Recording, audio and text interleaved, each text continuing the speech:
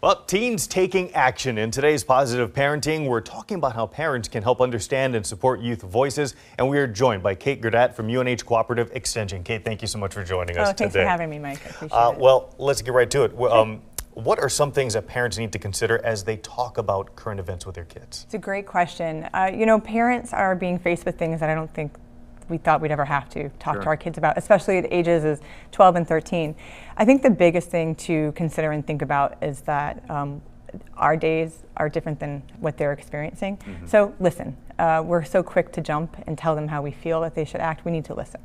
How does age appropriateness come into play when you start engaging with them about social issues? Sure, I think some of the recent walkouts has been a nice topic for parents to talk to kids much younger than we would an 8-year-old, for example. We have an 8-year-old, and how do you talk to them about civility and understanding the power of your voice, and when is it appropriate to say, yeah, let's stand up and say something versus let's listen and understand the issue. So age appropriateness is really about thinking, should my youth hear this and can they fully digest what I'm telling them?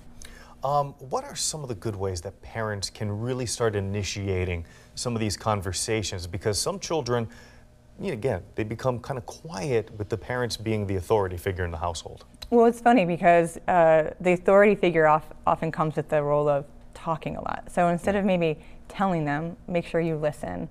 And I think the conversations can start of what happened at school, what's going on at school, what are your friends doing?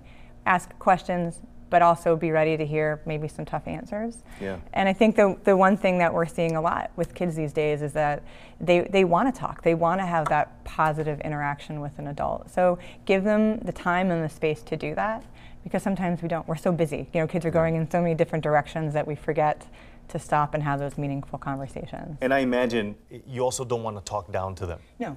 Exactly. Yeah, exactly. You want to make sure you're talking to them like a human being, like you'd want to be talked to.